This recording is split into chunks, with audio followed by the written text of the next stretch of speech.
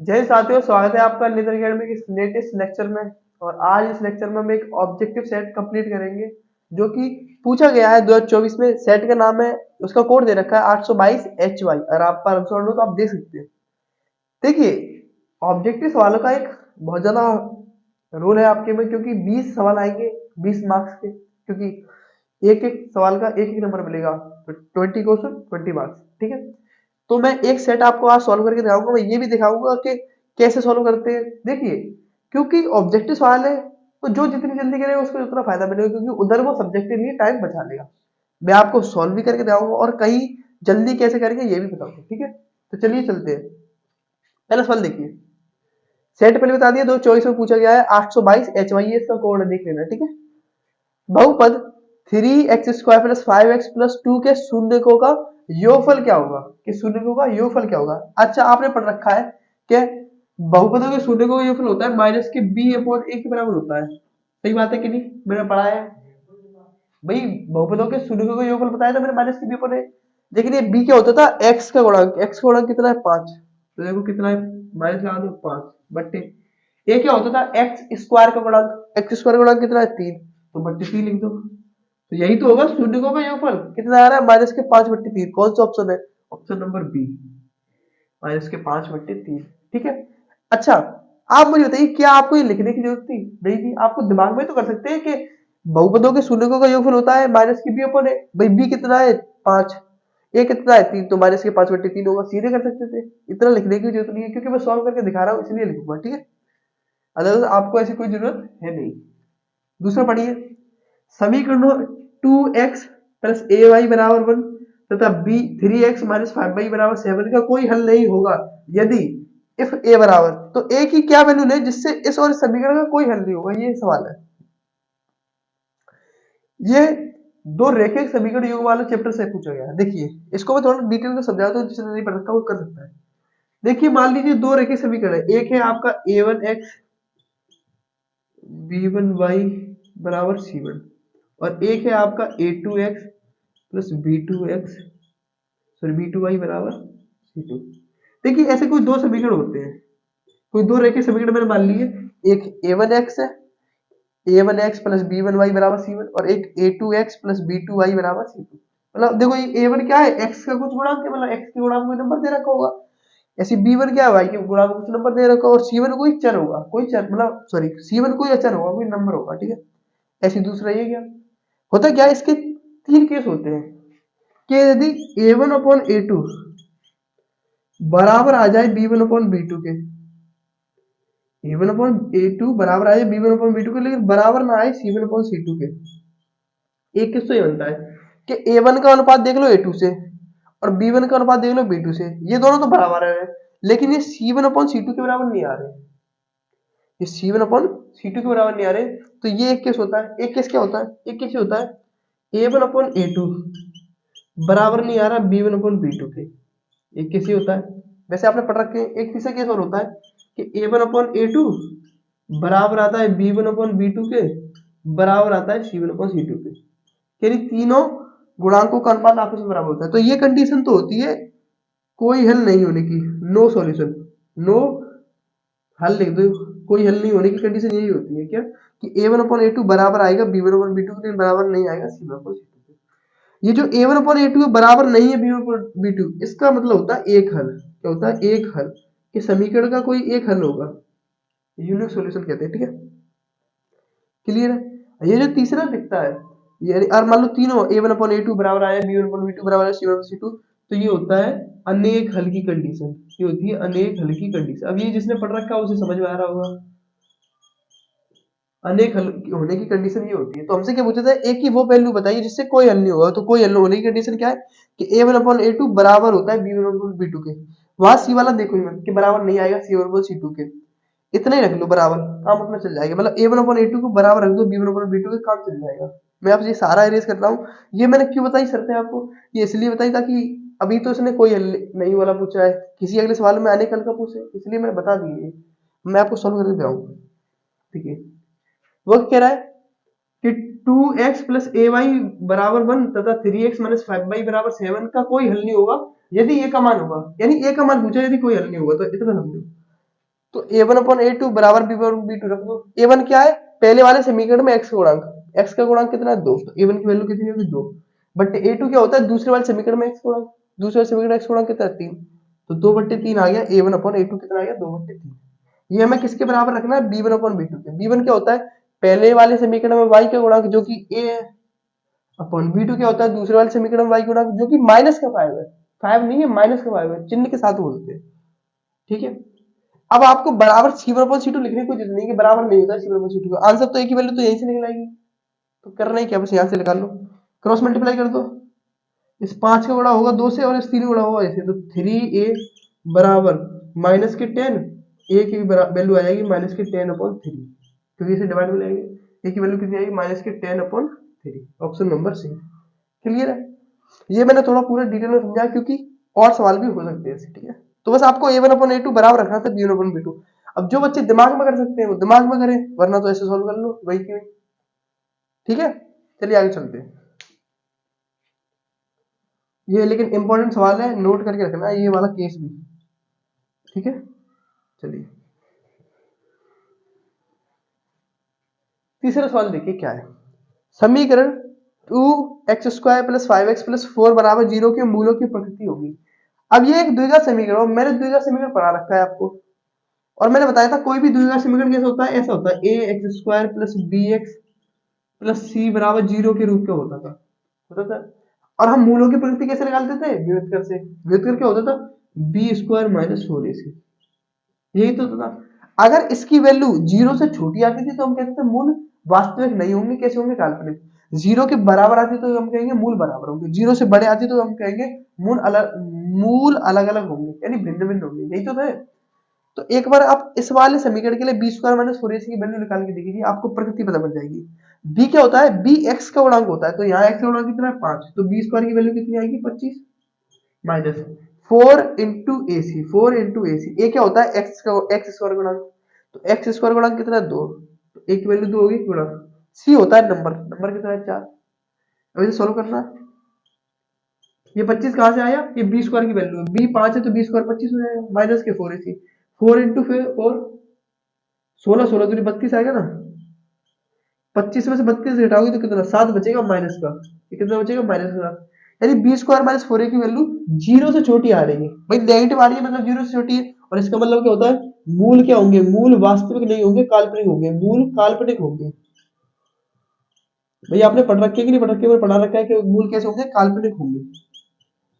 ये कंडीशन काल्पनिक होने की थी, तो मूल कैसे होंगे, काल्पनिक होंगे। तो पहला ऑप्शन देखिए, परमेय और बराबर होंगे नहीं, अपरमेय होंगे नहीं, अपरमेय और असमान होंगे नहीं, वास्तविक नहीं होंगे, क्यों, क्योंकि काल्पनिक होंगे तो वास्तविक नहीं होंगे। क्लियर है, आई होप आपको ये समझ में आए होंगे। चलते हैं अगले सवाल पर, चलिए अगले सवाल पर चलते हैं। चौथा सवाल देखिए, एपी दे रखी है एक 4 9 14 डॉट डॉट डॉट, लास्ट वाला पद दे रहा है इसका 254। देखिए ये पहले 4 था पहला पद, तो दूसरा पद कितना होगा 9, यानी सारवत्त तो आपको पता पड़ेगा 5 प्लस 5 हो रहा है, देखो 4 में 5 जोड़ा तो 9 आ गया, 9 में 5 जोड़ा तो 14, तो सारवत्त तो पता पड़ेगा, डी की वैल्यू कितनी है 5, ए की वैल्यू कितनी है 4, लास्ट वाला पद कितना देखा 254 का अंत से 10वां पद होगा, इसका 10वां पद नहीं निकालना, पीछे से 10वां पद निकालना है। तो आपने आगे से 10वां पद तो पढ़ रखा हो, कोई भी nवां पद का फॉर्मूला क्या होता है बताना। देखिए एपी का nवां पद तो आपने पढ़ रखा है, nवां पद क्या होता है, तो आप कहते हैं a plus n-1 into D होता है nवां पद, लेकिन ये प्रारंभ से होता है, अंत से नहीं होता।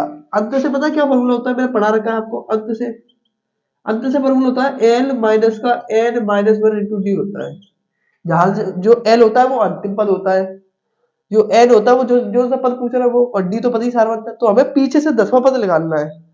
कौन सा पद लगाना है 10वां, यानी एन की वैल्यू कितनी है 10, अंतिम पद कितना है 254, तो देखो एन की वैल्यू कितनी है 254 माइनस n-1, कौन सा पद निकालना है 10वां, तो एन की वैल्यू 10 है, 10 में से एक कम करेंगे 9 हो जाएगा, इंटू डी,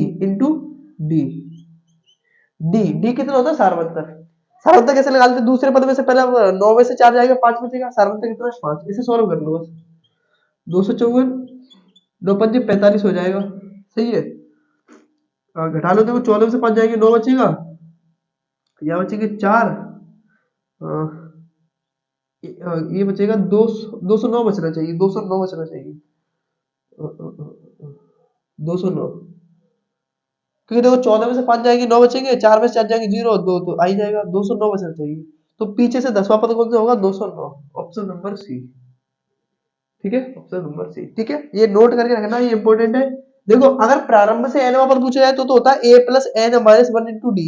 ये डी सार्वत होता है, ये ए प्रथम पद होता है, और एन जो सा पद पूछा है वो होता है। अंत से पूछा है तो L minus N N L minus bracket के अंदर N minus one into D होता है, ये अंत से होता है। जैसे कि एन लास्ट में पद होता है, एन तो जो पूछा है वो होता है। वैसे ही मैंने पढ़ा रखे है डिटेल में, आप जाके पढ़ भी सकते हैं। ठीक है, तो आंसर हमारा आया 209। क्लियर है? चलिए अगले सवाल पे चलते हैं। देखिए अगला सवाल देखिए, चित्र में समरूप त्रिभुजों का एक युग्म दिया है, मतलब ये दे रखा है ये और ये ट्रायंगल समरूप है। ठीक है, सिमिलर है।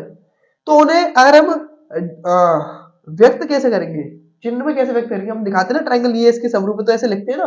तो इनमें से कौन सा आंसर सही है? देखो ट्रायंगल कौन कौन सा है? तो ट्रायंगल ए बी सी है, एक डी ई एफ है, लेकिन इन्हें कैसे देखेंगे? देखो एंगल बी किसके बराबर है? एंगल डी के। सही है। तो और देखो ए बी का रेशियो देखो डी से, देखो ए बी का रेशियो देखो डी से। होता क्या है, कोई भी दो, मैं तुम्हें समझाऊं, दो ट्रायंगल कब समरूप होते हैं? जैसे मान लो एक ट्रायंगल है ए बी सी, एक ट्रायंगल है एक्स वाई जेड। ठीक है, ये आपस में समरूप कब कहलाएंगे? देखो जैसे मान लो एंगल ए बराबर हो गया एंगल एक्स के, एंगल ए बराबर है एक्स के। ठीक है, और ए बी का रेशियो एक्स वाई के रेशियो से जो होगा वही रेशियो बी सी का जेड वाई से होना चाहिए। मैं समझो, जैसे मान लो इसकी वैल्यू 2 है और इसकी वैल्यू 4 है, इसकी वैल्यू इसकी वैल्यू 3 है और इसकी वैल्यू 6 है।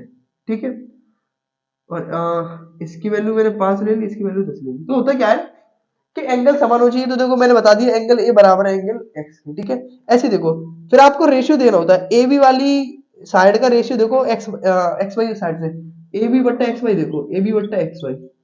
ए बी की वैल्यू कितनी है? 2, एक्स वाई की वैल्यू कितनी है? 4। तो अनुपात आ जाएगा 1:2।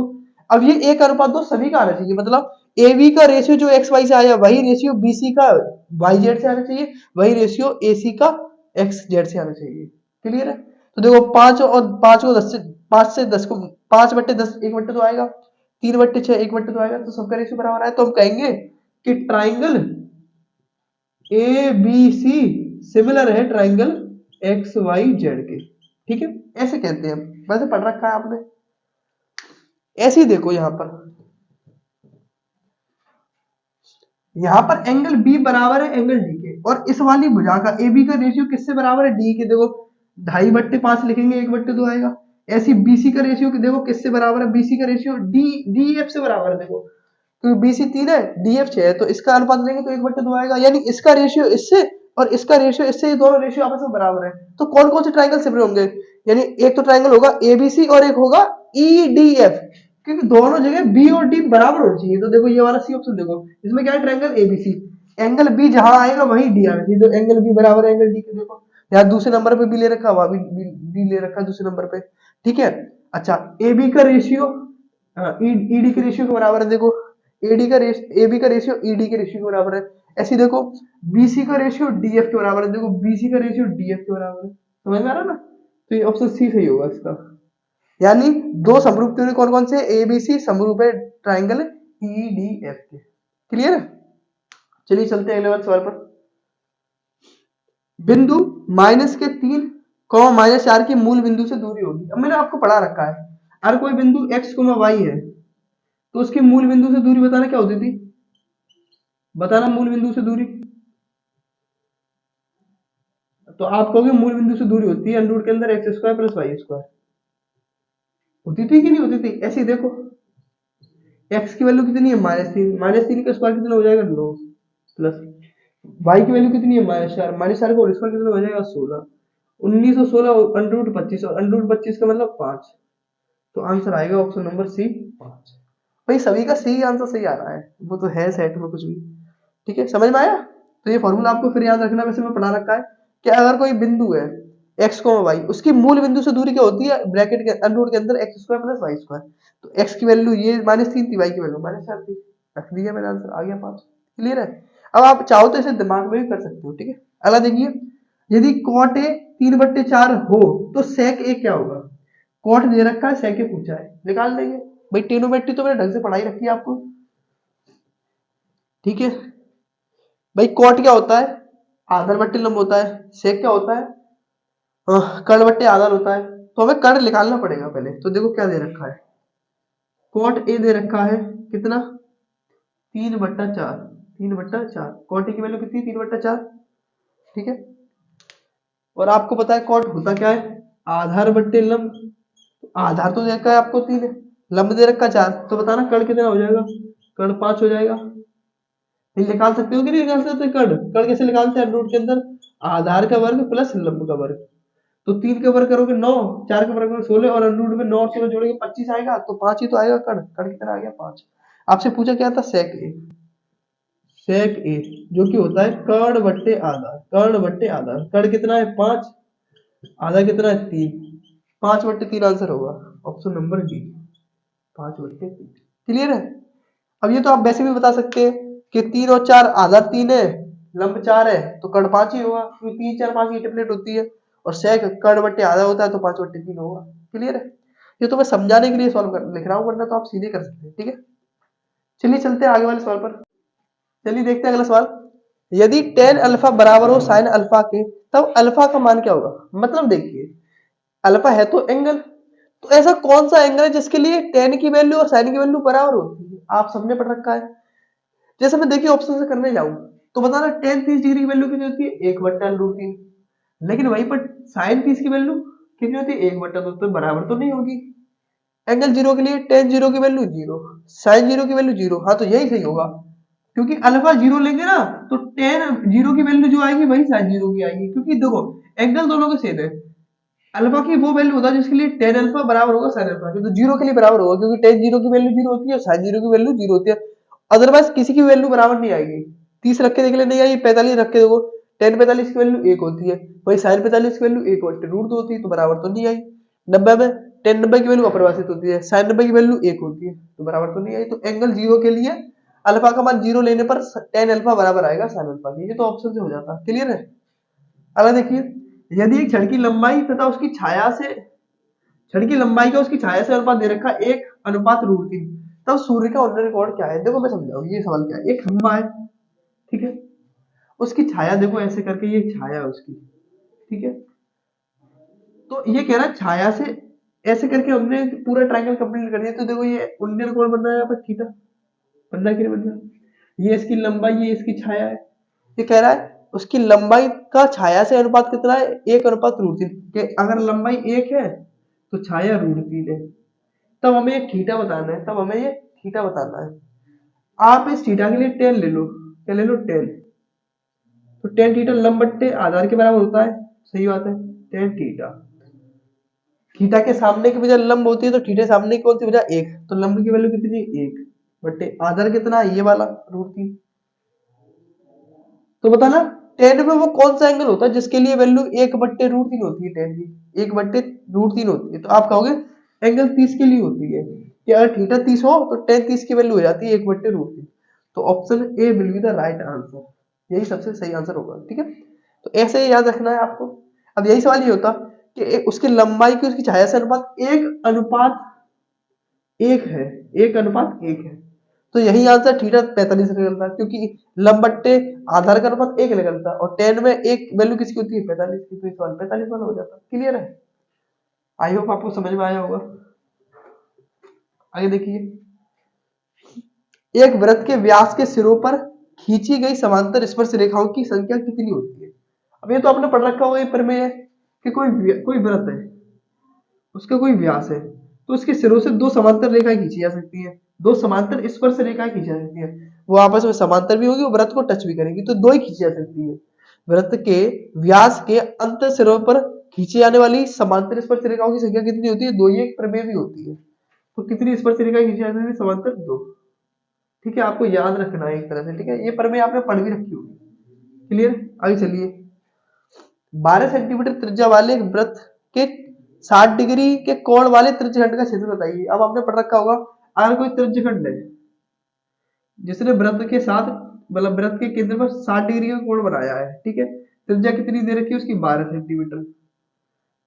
तो इसका फॉर्मूला होता है क्षेत्रफल का theta upon 360 into pi r square, यही होता है theta upon 360 into pi r square. Answer में देखो पाई पाई पाई, यानी पाई की वैल्यू हमें नहीं रखनी। थीटा की देखो हमारे सवाल में थीटा कितना रखा है, 60 डिग्री कोण बना है, तो थीटा की वैल्यू कितनी है 60, 60 बट्टा 360 into pi r square. R क्या है, त्रिज्या, त्रिज्या कितनी दे देखो 12 सेंटीमीटर, तो 12 का वर्ग कितना होता है 144। देखो ये 60 से जाएगा 6 बार और 6 से काटो, देखो 6 दूनी 12, 24 हो जाएगा, 6 चौक 24, 24 पाई आ रहा है आंसर। ये क्या ऑप्शन नंबर सी। देखो भाई 60 से 360 6 बार जाएगा और 6 से 144 24 बार जा रहा है। देखो 6 दूनी 12, 2 बचेगा 24 हो जाएगा, 6 चौक 24, 24 बार जा रहा है, 24 गुणा पाई 24 पाई सेंटीमीटर स्क्वायर आ जाएगा, क्योंकि एरिया तो सेंटीमीटर स्क्वायर में आएगा, तो option C will be the right answer. Clear है। Theta upon 360 pi r square आपको याद रखना है किसका, त्रिज्यखंड का क्षेत्रफल, फॉर्मूला है डायरेक्ट। क्लियर है। आगे चलिए, यदि एक गोले का व्यास d है तो उसका आयतन होगा, तो उसका आयतन होगा। आपने गोले का आयतन पढ़ रखा है, गोले का आयतन होता है 4/3 पाई आर क्यूब, यदि आर उसकी त्रिज्या हो। लेकिन हमें त्रिज्या तो दे नहीं रखी, व्यास दे रखा है। अच्छा बताना, व्यास अगर d है, व्यास अगर d है तो त्रिज्या कितनी होगी, d/2 होगी। व्यास का आधा त्रिज्या होती है तो त्रिज्या कितनी होगी, d/2 होगी। तब बताना क्षेत्रफल वो क्या होगा, आयतन। आयतन तो 4/3 पाई आर क्यूब रहेगा, यही त्रिज्या का क्यूब रहेगा। त्रिज्या कितनी है, d/2 है, तो यहाँ पर d/2 रखो, आर की वैल्यू d/2, और इसका क्या करना है हमें, क्यूब। क्योंकि आयतन तो 4/3 पाई आर का क्यूब होता था, आर मतलब त्रिज्या का क्यूब होता था। व्यास डी दे रखा तो त्रिज्या d/2 होगी, तो इसका क्यूब कर दो बस। देखो सॉल्व कर लो, 4/3 थोड़ा पाई, डी का क्यूब करेंगे तो डी क्यूब आ जाएगा, बट्टे 2 का क्यूब होता है 8, इस 4 से ये 8 जाएगा 2 बार, तो बट्टे में क्या आएगा, 3 दूनी 6, 6 देखो बट्टे में किस किस में, एक ही ऑप्शन में 6 है, ये क्या, पाई डी क्यूब बट्टा 6। देखो पाई डी क्यूब बट्टा 6, option D will be the right answer. Clear है। चलिए चलते हैं अगले सवाल पर, आई होप आपको समझ में आ रहे होंगे। चलिए चलते हैं अगले सवाल पर, 13वां सवाल, यदि त्रिज्या आर वाले अर्धगोले का संपूर्ण पृष्ठीय क्षेत्रफल होगा, ये तो फॉर्मूला ही है। देखिए अर्धगोले का संपूर्ण पृष्ठीय क्षेत्रफल होता है 3 पाई आर स्क्वायर। त्रिज्या आर हो तो अर्धगोले का संपूर्ण पृष्ठीय क्षेत्रफल 3 पाई आर स्क्वायर होता है, फॉर्मूला आपने पढ़ रखा होगा। क्यों, क्योंकि गोले का पृष्ठीय क्षेत्रफल होता है 4 पाई आर स्क्वायर, तो इसका कितना होगा, इसका होगा 2 पाई आर स्क्वायर। लेकिन होता क्या है, पूरा पृष्ठीय पूछा है का संपूर्ण पूछा है, तो देखो अर्धगोला ऐसा होता है, देखो ऐसा होता है ना, तो ये जो ये तो होता है उसका वक्र पृष्ठीय क्षेत्रफल, किसका, अर्धगोले का, सॉरी गोले का पृष्ठीय क्षेत्रफल 4 पाई आर स्क्वायर होता है, तो अर्धगोले कितना होगा 2 पाई आर स्क्वायर। लेकिन ये ऊपर वाला भाग करना है ना, भाग ये गोला ये वृत्ताकार, इसका क्षेत्रफल और जुड़ जाता है कितना, पाई आर स्क्वायर, इसलिए हो जाता है 3 पाई आर स्क्वायर। ठीक है, वैसे फॉर्मूला आपने याद कर रखा होगा। क्लियर है। आगे देखिए, वर्ग अंतराल दे रखा है, बारंबारता दे रखी है, का माध्यक वर्ग बताइए, माध्यक वर्ग बताना है। अगर आप लोगों ने सांख्यिकी पढ़ी हुई तो माध्यक वर्ग बताने के लिए हमें सीएफ निकालनी पड़ती है। तो देखो सीएफ कैसे निकालते हैं, एफ के बल में कॉलम बनाइए सीएफ, चार, देखो पहली बारंबारता लिखो 4, फिर ऐसे जोड़ते चले जाओ, देखो 4 और 6 10, 10 और 5 15, 15 और 8 कितना है 23, 23 और 2 25, सही है ना, ऐसे ही होगा। देखो पहली बारंबारता लगो, फिर ऐसे जोड़ते चलो जाओ, कह रहे 4 और 6 10, 10 और 5 15, 15 और 8 23, 23 और 2 25, ये जो लास्ट वाला पद निकलता है ये निकलता है एन, ये वैल्यू होती है एन की। माध्यक वर्ग के लिए आपको क्या करना है, आपको n/2 की वैल्यू पता होनी चाहिए, n के आधे की वैल्यू मान पता होनी चाहिए। n कितना है 25, तो n/2 कितना होगा, 12.5%, 12.5 होगा ना, क्योंकि 12 × 24, ये 25 है, तो इसका आधा कितना होगा 12.5। बस आपको ये देखना होता है 12.5 सीएफ में किस कॉलम में फिट हो सकता है, किस में आ सकता है। 12.5 10 में तो आ नहीं सकता, 15 में आएगा कि नहीं आएगा, तो बस यही होता है आपका माध्यक वर्ग, यही होता है आपका माध्यक वर्ग, आपने पढ़ रखा होगा, यही तो करते थे, यही आपका माध्यक वर्ग। तो माध्यक वर्ग कौन सा है, 10 से लेकर 15, ऑप्शन नंबर सी, 10 से लेकर 15। क्लियर। तो अब अगर आपसे कभी माध्यक वर्ग पूछा है तो आप सीएफ निकालिए, एन की वैल्यू निकालिए, n/2 करिए, n/2 जिस सीएफ में फिट हो रहा है उसी का वर्ग अंतराल माध्यक वर्ग होगा, 10 से लेकर 15। क्लियर है।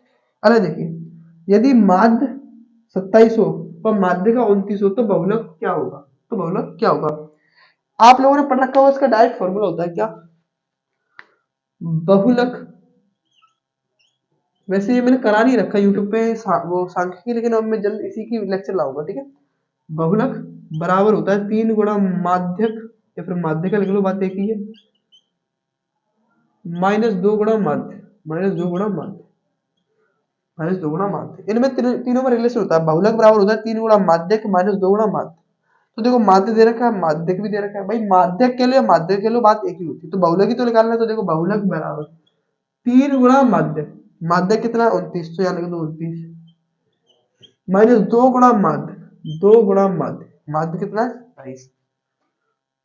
अब इसे सॉल्व कर लो, देखो 60 9 30 27, 87 आएगा, ये 29 30 87, और 27 दूनी 54, 7 में से आ जाएगा 3, 8 में से 5 जाएगा 3, 33 बच रहा है। कितना बच रहा है 33। Option number C will be the right answer. देखो 29 30 87 होगा, तो 3 9 30 27 के साथ हासिल लगी 2, 3 दूनी 6 और 2 8, ठीक है, माइनस 7 दूनी 14 4 हासिल लगी 2 4 5 54, 87 में से 7 उठाओ, 7 में से 4 गया 3, 8 में से 5 गया 3, 33 आ रहा है। Option C will be the right answer. ये नोट करके रखना है, ये सबसे ज्यादा इंपॉर्टेंट फॉर्मूला है। बहुलक बराबर 3 गुणा माध्यक -2 गुणा माध्य। अब कभी कभार क्या होता है, बहुलक दे रखा होता है, माध्यक दे रखा है, आपसे माध्य पूछ लेगा, बस इसी फॉर्मूला को इधर उधर कर लेना। क्लियर है। चलिए एक अगले सवाल पर, एक अधिवर्ष में 53 सोमवार होने की प्रायिकता बतानी है। एक अधिवर्ष में 53 सोमवार होने की प्रायिकता बतानी है। भाई ये मैंने प्रायिकता के वन शॉट में पूरा बता रखा है। 53 सोमवार किसमें, अधिवर्ष में। अधिवर्ष का मतलब होता है लीप ईयर। क्या होता है, लीप ईयर। लीप ईयर में क्या होता है, 366 दिन होते हैं। इसमें कितने दिन होते, कितने सप्ताह होते हैं, 52 सप्ताह होते हैं, प्लस 2 दिन रह जाते हैं, प्लस 2 दिन रह जाते हैं। तो इस 2 दिन के 7 केस बनते थे, पता है आपको। पहला संडे होगा तो दूसरा क्या होगा, मंडे। पहला मंडे होगा दूसरा क्या होगा, ट्यूसडे। तो वहां पर चाहे 53 रविवार होने की प्रायिकता पूछे, 53 सोमवार होने की प्रायिकता पूछे, 53 मंगलवार होने की प्रायिकता पूछे, सबकी प्रायिकता 2/7 होती थी। ठीक है, क्लियर है। तो प्रायिकता कितनी होगी, 2/7। ये किसमें, अधिवर्ष में। साधारण वर्ष में कितनी होगी, 1/7। ये मैंने पूरा पढ़ा रखा है किसमें, प्रायिकता में। आई होप आपको ये सारे सवाल समझ में आए होंगे। चलते हैं अपने 4 सवाल और रह गए, क्योंकि 16 हो गए ना। चलिए आगे वाले सवाल पर चलते हैं। चलिए चलते हैं अगले सवाल पर। क्या है सवाल, वर्गदाल दे रखा है, बारंबारता दे रखी है। देखिए ये सवाल ऐसे लेटे हुए दिए जाते हैं, हॉरिजॉन्टल लिखे होते हैं, पर मैंने वर्टिकल लिख दिए समझाने के लिए। वर्गदाल दे रखा है आपको, बारंबारता दे रखी है, आपको बाध्य निकालना है। ऑप्शन ये रखती है, क्या 21 सही है, 23 सही है, 25 सही है, 26 सही है, तो ये तो सॉल्व करके निकालना पड़ेगा। तो आपको बताओ माध्य कैसे निकालते हैं। अगर वर्गदाल दे रखो तो पहले एक्स की वैल्यू निकालते हैं। एक्स होता है क्या, मध्यमान होता है किसका, इन दोनों को जोड़ो और 2 से भाग दो। 10 और 0 10 होता है, 2 से भाग देंगे तो 5 आएगा। ठीक है, 20 और 10 30, 2 से भाग दोगे 15 आएगा। 30 और 20 50, 2 से भाग दोगे 25 आएगा। 30 और 40 70, 2 से भाग दोगे 35 आएगा। ये होता है एक्स का मान, ये होता है एक्स का मान। फिर तो माध्य निकालने के कई सारे विधियां होती है। एक होती है F x, sigma f x बटे सिग्मा एफ वाली। ठीक है, तो मैं उसी से निकाल देता हूँ। हम एफ एक्स का मान निकालेंगे, क्या निकालेंगे, F x, F into x निकालेंगे। तो देखो 5 दूनी 10, मतलब एफ का एक्स गुणा करेंगे। वैसे जिसने सीख रखा है उसके लिए सरल है। 5 दूनी 10, 15 का 15, 25 चौके 100, 35 दूनी 70, तो 35 के कितने होंगे, 105। 105, क्लियर है। अब क्या करते हैं, आपको सिग्मा एफ निकालना होता है। क्या निकालना होता है, सिग्मा एफ, यानी एफ का सम करना होता है। 2 और 1 3, 3 और 3 6 और 4 10, सिग्मा एफ कितना आ गया, 10। सिग्मा का मतलब होता है सबको जोड़ना, यानी सारी एफ को जोड़ लो, जितनी भी बारंबारता सबको जोड़ो। 2 और 1 3, 3 और 4 7 और 3 10। और सिग्मा एफ एक्स भी कर लो, सिग्मा एफ एक्स भी कर लो। क्यों, क्योंकि माध्य का सूत्र होता है, क्योंकि माध्य का सूत्र होता है सिग्मा एफ एक्स बट्टे सिग्मा एफ, यानी जितने भी एफ एक्स है उन सबको जोड़ लो, बट्टे जितने भी एफ है उन सबको जोड़ लो।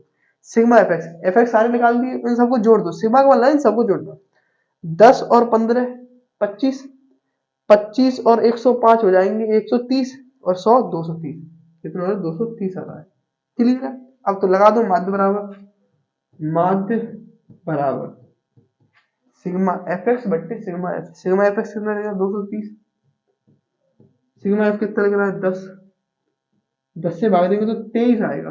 आंसर कितना आएगा, option C will be the right, option B will be the right answer 23। माध्य कितना निकला, 23 लग रहा है। 0 से 0 कटेगा, 23 ही तो बचेगा। ठीक है, तो आप आई होप आपको समझ में आया होगा। ठीक है, चलिए अगले सवाल पर चलते हैं। दो मित्रों का जन्म 2020 में हुआ। ठीक है, दोनों का जन्मदिन एक ही दिन होने की प्रायिकता क्या होगी, एक ही होगी, यानी दोनों सेम डेट पर पैदा हुए, इसकी क्या रैंक है? तो मैंने आपको पढ़ा रखा है कि यदि साधारण वर्ष है और दो दोस्तों का एक ही दिन जन्मदिन हो रहा है तो उसकी रैंक होती है 1/365। पढ़ा रखा है। लेकिन अगर मैं कहूंगा लीप ईयर है तो क्या होती है 1/366। अब ना तो हमें पता है ये लीप ईयर है ना साधारण वर्ष है, क्योंकि उसने कह नहीं रखा, लेकिन उसने संधि रखी है 2020। और आपको पता होना चाहिए 2020 एक लीप ईयर थी। कैसे पता करते हैं? आप सन को 4 से डिवाइड देके देखा करो, 4 से डिवाइड देखा करो। अगर पूरा पूरा चला जा रहा है तो लीप ईयर है, नहीं जा रहा तो नहीं है।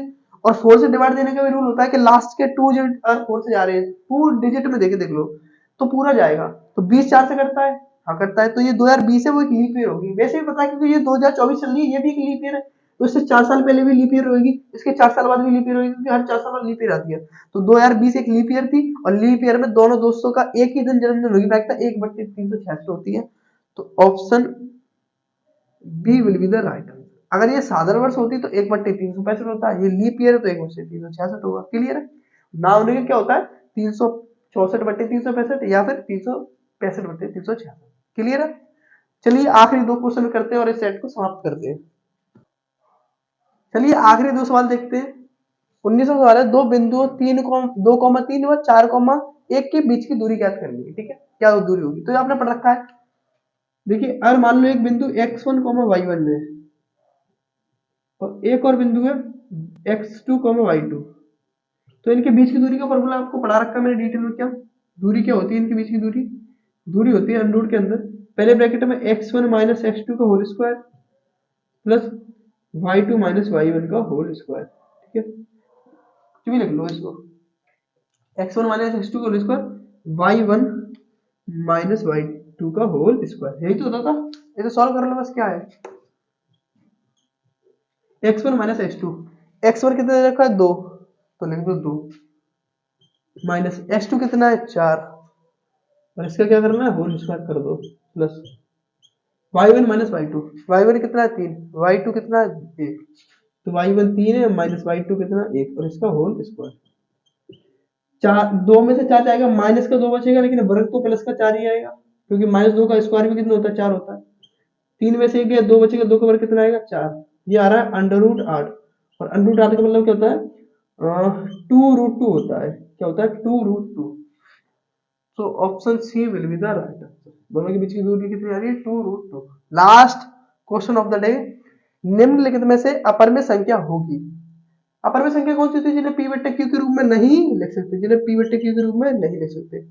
तो √25 को तो लिख सकते हैं, क्योंकि √25 का मतलब होता है 5, और 5 को पी बटे क्यू के रूप में लिख सकते हैं? नहीं लिख सकते भाई। 5 को 5 बटे लिख सकते हैं? हाँ लिख सकते हैं। तो ये पी बटे क्यू के रूप में लिख दिया। तो √25 तो परम संख्या होती है। ऐसे √81 को 9 लिखेंगे और 9 को लिख सकते हैं पी बटे क्यू के रूप में।